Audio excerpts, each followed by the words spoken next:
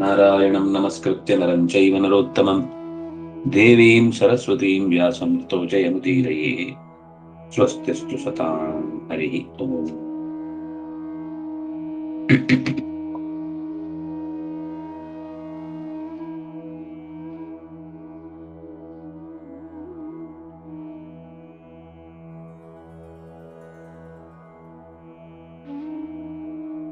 ದೇವತೆಗಳ ಆಯುಧಗಳೆಲ್ಲ ಒಟ್ಟಾಗಿ ಒಂದು ಸ್ತ್ರೀ ರೂಪಕ್ಕೆ ಬಂದು ನಿಂತಿತು. ಸಾಪಿ ದೇವಿ ತತಸ್ಥಾನಿ ಶಸ್ತ್ರಾಣ್ಯಸ್ತ್ರಾಣಿ ಚಂಡಿಕಾ. ಎಲ್ಲ ಅಸ್ತ್ರಗಳಿಂದ ಕೂಡಿಕೊಂಡ ಚಂಡಿಕೆಯಾಗಿ ಎತ್ತರದ ರೂಪವನ್ನು ಪಡೆದಿದ್ದಾಳೆ. ಆ ನಂತರ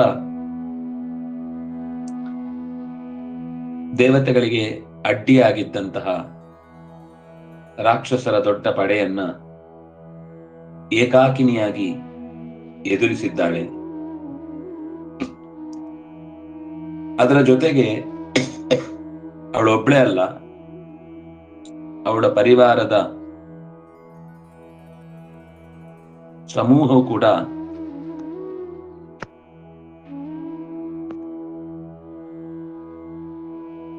ಇವತ್ತು ವಾಯುಸ್ತುತಿ ಇದ್ದಲ್ವಾ? ಸರಿ.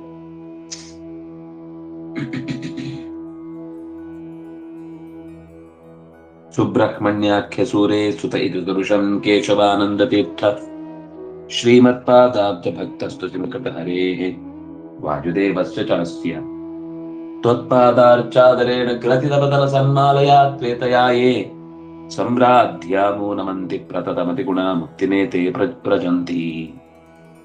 ಏತೆ ಮುಕ್ತಿಂ ವ್ರಜಂತಿ. ಇಂಥವರು ಬಿಡುಗಡೆಯ ದಾರಿಯನ್ನು ಹೊಂದುತ್ತಾರೆ. ಯಾರು? ತ್ವತ್ಪಾದಾರ್ಚಾದರೇಣ ಗ್ರಥಿತ ಪದಲ ಸನ್ಮಾಲಯಾ ಶ್ವೇತಯಾ ಯೇ ಸಂರಾಧ್ಯ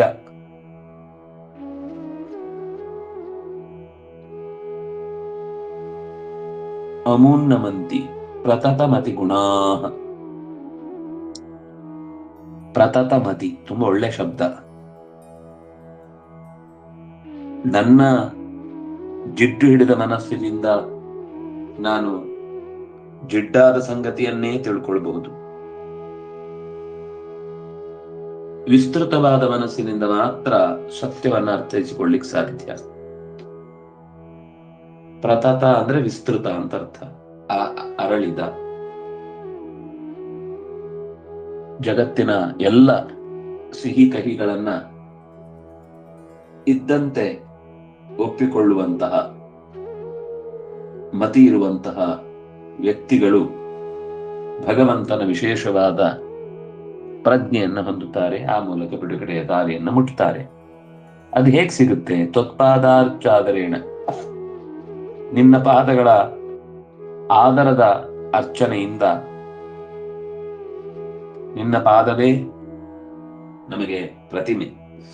ಸಮಗ್ರವನ್ನು ನಾವು ಚಿಂತಿಸಲಿಕ್ಕೆ ನಮಗೆ ಶಕ್ತಿ ಇದೆಯೋ ಇಲ್ಲೋ ಗೊತ್ತಿಲ್ಲ.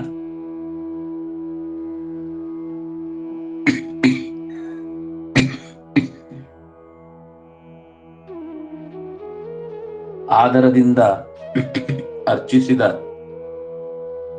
ಮೃದುವಾದ ಮನಸ್ಸು ಮತ್ತು ಮಾತುಗಳ ಮಾಲೆಯಿಂದ ಯಾರು ನಿನ್ನನ್ನು ನಿರಂತರವಾಗಿ ಮೆಚ್ಚಿಸುತ್ತಾರೋ, ಅರ್ಚಿಸುತ್ತಾರೋ, ಚೆನ್ನಾಗಿ ಒಪ್ಪಿಸುತ್ತಾರೋ, ತಲೆಬಾಗಿ ನಮಿಸುತ್ತಾರೋ ಅಂತಹ ವಿಸ್ತೃತ ಚಿತ್ತರು ನನ್ನತ್ತ ಸಾಕ್ತಾರೆ, ನನ್ನತ್ತ ಬರ್ತಾರೆ ಅಂತ ದೇವರ ಮಾತು. ಅದನ್ನೇ ಇಲ್ಲಿ ನೆನಪಿಸಿ ಹೇಳ್ತಾರೆ. ಪ್ರತತಮತಿ ಗುಣಾಃ ಏತೆ ಮುಕ್ತಿಂ ವ್ರಜಂತಿ.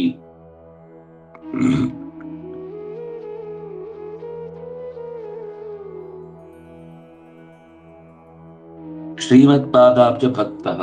ಸರಿ, ಇಂತಹ ಚಿಂತನೆಯನ್ನು ಕೊಟ್ಟಿರುವ ಸ್ತುತಿ ನಮಗೆ ವಾಯುಸ್ತುತಿ. ಇದು ಈರ್ವರ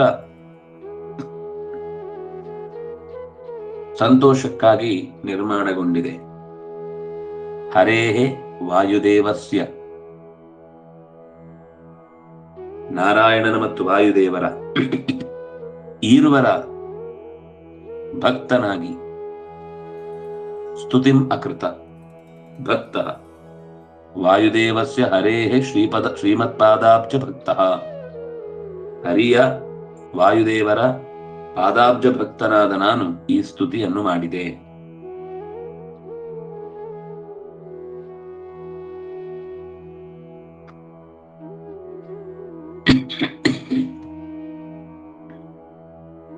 ಶ್ರೀ ಕೇಶವಾನಂದ ತೀರ್ಥ ಶ್ರೀಮತ್ಪಾದಾಬ್ಜ ಭಕ್ತ. ಕೇಶವ ಮತ್ತು ಆನಂದ ತೀರ್ಥ, ಕೃಷ್ಣ ಮತ್ತು ಮಧ್ವರ ಮೂಲ ಅದು ಭಗವಂತನ ರೂಪದಲ್ಲಿ ನಾರಾಯಣ ಮತ್ತು ವಾಯುದೇವ, ಹರಿ ಮತ್ತು ವಾಯು. ಇಲ್ಲಿ ಭಗವಂತ ಹತ್ತಿರದಲ್ಲಿ ಅನೇಕ ರೂಪಗಳನ್ನು ತೊಟ್ಟು ನಮಗೆ ಮೆಚ್ಚುಗೆಯಾಗುವಂತಹ ಅನುಗ್ರಹದ ದೃಷ್ಟಿಯನ್ನು ತೋರಿದ್ದಾನೆ. ಅಂತಹ ದೃಷ್ಟಿಯನ್ನ ನಮ್ಮ ಮನಸ್ಸಿನಲ್ಲಿ ವಿಸ್ತೃತಗೊಳಿಸುವಂತದ್ದಕ್ಕೆ ನಾವು ಶಾಸ್ತ್ರವನ್ನು ಮೊರೆ ಹೋಗಬೇಕು. ಶಬ್ದಗಳು ಗೊತ್ತಿರ್ತವೆ, ಆದರೆ ಅದರ ಆಳ ಏನು, ಯಾವ ರೀತಿಯಲ್ಲಿ ಇದು ಭಗವಂತನ ಗುಣವನ್ನ ಗಾನ ಮಾಡುತ್ತೆ ಅನ್ನೋದು ನಮಗೆ ತಲೆಗೆ ಬರಬೇಕು ಅಂತಾದ್ರೆ ಅವರೀರ್ವರ ವಿಶೇಷ ಅನುಗ್ರಹ ಬೇಕು. ಯಾಕೆಂದ್ರೆ ಈ ಸ್ತೋತ್ರಗಳಲ್ಲಿ ಮಧ್ಯದಲ್ಲಿ ಭಗವಂತನ ಸ್ತುತಿಯೂ ಬಂದಿದೆ, ಅಲ್ಲಲ್ಲಿ ವ್ಯಾಸರನ್ನ ನಮಿಸಿದ್ದಿದೆ. ಆದ್ರೆ ಅದು ದೇವರನ್ನ ನಮಿಸುವಾಗ ಹರಿ ಹರಿ ಅಂದ್ರೆ ಕಪಿಗೂ ಹೆಸರು ಹರಿಯೇ, ವಾಯುದೇವರಿಗೂ ಹರಿ ಅಂತ ಹೆಸರಿದೆ, ಇಂದ್ರನಿಗೂ ಹರಿ ಅಂತ ಹೆಸರಿದೆ. ಪಾಪಗಳನ್ನ ಪರಿಹರಿಸುವ ವಾಯುವಿನ ಸ್ತುತಿಯಾಗಿ ಮುಖ್ಯ ಇದರ ಸ್ತುತಿಯ ಉದ್ದೇಶ ವಾಯುದೇವರ ಸ್ತುತಿ. ಆದ್ರೆ ಬರೀ ವಾಯುದೇವರ ಸ್ತುತಿ ಮಾಡ್ಲಿಕ್ಕೆ ಸಾಧ್ಯವೇ ಇಲ್ಲ, ಅವರು ಅದನ್ನು ಮೆಚ್ಚುವುದೂ ಇಲ್ಲ. ಆದ್ರೆ ಈ ಸ್ತೋತ್ರವನ್ನ ಮಾಡುವಾಗ ಪ್ರತಿ ಶ್ಲೋಕವೂ ಕೂಡ ಇಬ್ಬರಿಗೂ ಅನ್ವಯ ಆಗತ್ತೆ ಅಂತನ್ನುವ ಸಾಹಸದ ಅಗತ್ಯ ಇಲ್ಲ. ಎಲ್ಲಿ ಸಹಜವಾಗಿ ವೇದವ್ಯಾಸರ, ರಾಮಚಂದ್ರನ, ಕೃಷ್ಣನ ವೈಶಿಷ್ಟ್ಯಗಳ ಪ್ರತಿಷ್ಠೆ ಆಗಿದೆ, ಅಲ್ಲಿ ಹಾಗೆ ಅದನ್ನು ಒಪ್ಪಿಕೊಂಡಾಗ ಅಲ್ಲಿ ದೇವರ ಸ್ತುತಿ ಆಗಿದೆ. ಆದರೆ ಅದು ಬಿಟ್ಟು ಮೂರು ರೂಪಗಳಲ್ಲಿ ಬೇರೆ ಬೇರೆ ಸಂದರ್ಭಗಳಲ್ಲಿ ನಡೆಸಿದ ಕಥೆಗಳನ್ನೆಲ್ಲ ನೇರವಾಗಿ ಆ ಮೂರು ರೂಪಗಳ ಕಾರ್ಯಭಾರದಿಂದಲೇನೆ ಅರ್ಥ ಮಾಡಿಕೊಂಡು ಪ್ರೇರಕನಾಗಿ ಭಗವಂತನಿದ್ದಾನೆ ಅಂತ ತಿಳಿಲಿಕ್ಕೆ ಬರಬೇಕಾದಾಗ ಆ ಶಬ್ದಗಳಿಗೂ ಇನ್ನೊಂದು ಅರ್ಥವನ್ನ ಹೇಳಿ ಭಗವತ್ಪರವಾದ ಚಿಂತನೆ ಅಂತ ಮಾಡಿ ಕಷ್ಟಪಡುವ ಅಗತ್ಯ ಇಲ್ಲ. ಎಲ್ಲಾ ಶಬ್ದಗಳಿಂದಲೂ ಭಗವಂತನೇ ವಾಚ್ಯ. ಹಾಗಂತ ಹೇಳಿ ನಾವು ಲೋಕದ ಯಾವುದೋ ಲೆಕ್ಕಾಚಾರದ ಕಥೆಯನ್ನು ಕೂಡ ನಾರಾಯಣ ಪರವಾಗಿ ನಾನು ಆಗ್ಲಿ ಚಿಂತಿಸುವುದು ತಪ್ಪಲ್ಲ, ಆದ್ರೆ ಕರ್ತೃವಿಗೆ ಆ ಅರ್ಥ ಇದೆಯೋ ಇಲ್ವೋ ಅನ್ನೋದನ್ನ ನಾವು ಪರಿಗಣಿಸ್ಬೇಕಲ್ವಾ. ಅವರ ಅಭಿಪ್ರಾಯದಲ್ಲಿ ಈರ್ವರನ್ನು ಕೂಡ ಇದರಲ್ಲಿ ಜೊತೆಯಾಗಿ ಸ್ತುತಿಸಿದ್ದೇನೆ ಎನ್ನುವುದು ಸಹಜವಾಗಿ ನೆನಪಿಸಿಕೊಂಡ ಮಾತು ಹೊರತು ಇದು ಎರಡು ಅರ್ಥಗಳಲ್ಲಿ ತುಂಬಿಕೊಂಡ ಪ್ರತಿ ಶ್ಲೋಕಕ್ಕೂ ನಾನು ಹೇಳಿದೆ. ಎರಡು ಅರ್ಥ ಕೆಲವು ಕಡೆ ಬಂದ್ರೆ ಸಹಜವಾಗಿ ಬರುತ್ತೆ, ಅದು ಕವಿಗಳ ಚಮತ್ಕಾರ ಅಂತ ಅನ್ನೋದು ಇದ್ದೇ ಇರುತ್ತೆ ಎಲ್ಲಿಯೋ ಒಂದು ಕಡೆ. ಅದು ಕಾವ್ಯಕ್ಕೆ ಶೋಭೆಯೂ ಕೂಡ. ಸ್ತುತಿ ಮತ್ತು ಕಾವ್ಯ ಎರಡೂ ಒಟ್ಟೊಟ್ಟಾಗಿ ಕಾವ್ಯವನ್ನು ಸ್ತುತಿಸುತ್ತೆ, ಹೇಗೆ ಸ್ತುತಿ ಮಾಡಬೇಕು ಅಂತ, ಸ್ತುತಿಯನ್ನು ಕೂಡ ಕಾವ್ಯಾತ್ಮಕವಾಗಿ ಪರಿಚಯಿಸುತ್ತೆ. ಅದರಿಂದಾಗಿ ಸ್ತುತಿ ಕಾವ್ಯವಾಗಿ ನಾರಾಯಣ ಪಂಡಿತರ ತಂದೆಯಾದ ತ್ರಿವಿಕ್ರಮ ಪಂಡಿತರು ಈ ಹಾಡನ್ನ ಏನು ಹೊಸೆದಿದ್ದಾರೆ, ತನ್ನ ಹೆಸರು ಹೇಳಲ್ಲ, ಸುಬ್ರಹ್ಮಣ್ಯಕ್ಕೆ ಸೂರೇಹೆ ಸುತಃ, ತಾನು ಯಾರು ಅಂತ ಹೇಳುವಾಗ ಸುಬ್ರಹ್ಮಣ್ಯ ಪಂಡಿತರ ಮಗ. ಅವರಿಗೆ ತನ್ನ ತಂದೆಯ ವೈದುಷ್ಯ, ಪ್ರೀತಿ ಇತ್ಯಾದಿಗಳೆಲ್ಲ ಆ ಹೊತ್ತಿಗೆ ನೆನಪಾಗಿದೆ. ದೇವರನ್ನ ಸ್ತುತಿಸುವಾಗ ತಂದೆಯ ರೂಪದಲ್ಲಿದ್ದು ದೇವರು ಮಾಡಿದ ಅನುಗ್ರಹವನ್ನು ನೆನೆದು ಅದನ್ನ ನಿತ್ಯ ನಾವು ಸ್ತುತಿ ಮಾಡುವ ಸಾಲುಗಳ ಕೊನೆಯಲ್ಲಿ ನೆನಪಿಸ್ತಾ ಸುಬ್ರಹ್ಮಣ್ಯಕ್ಕೆ ಸೂರೇಹಿ ಸುತಃ ಇತಿ ಸುಭೃಶಂ. ಚೆನ್ನಾಗಿ ಸ್ತುತಿ ಮಕೃತ. ಅಕೃತ ಅಂದ್ರೆ ಮಾಡಿದೆನು, ಮಾಡಿದನು. ಸುಬ್ರಹ್ಮಣ್ಯನ ಸುತ ಮಾಡಿದನು. ಮಗ ನಾರಾಯಣ ಪಂಡಿತರು, ತಮ್ಮ ಶಂಕರ ಪಂಡಿತ. ಮನೆಯಲ್ಲಿದ್ದ ಎಲ್ಲರೂ ಪಂಡಿತರೇ, ಹೆಸರಿನಿಂದ ಪಂಡಿತರಲ್ಲ, ಗುಣದಿಂದ ಪಂಡಿತರು. ಆ ಮನೆಯ ಕೆಲಸದವನು ಪಂಡಿತ, ಆ ಮನೆಯ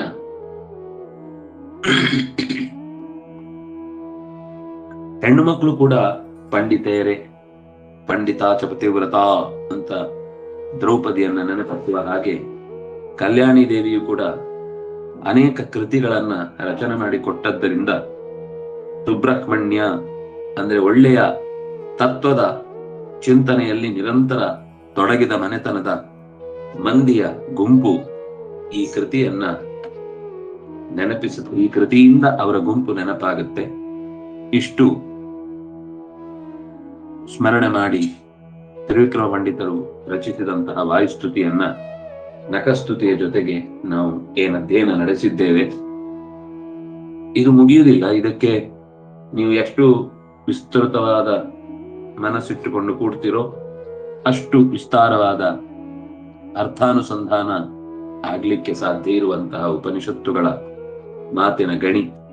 ಒಂದರ್ಥದಲ್ಲಿ ಉಪನಿಷತ್ತು, ಪಂಚರಾತ್ರ, ರಾಮಾಯಣ, ಪುರಾಣಗಳು, ಮಹಾಭಾರತ, 4 ವೇದಗಳು, ಇನ್ನುಳಿದಂತೆ ಬ್ರಾಹ್ಮಣ, ಆರಣ್ಯಕ, ಸಂಹಿತೆಗಳ ನಡುವಿನಲ್ಲಿ ಎಲ್ಲಿ ಎಲ್ಲಿ ಪ್ರಾಣದೇವನ ಮಹಿಮೆಯನ್ನ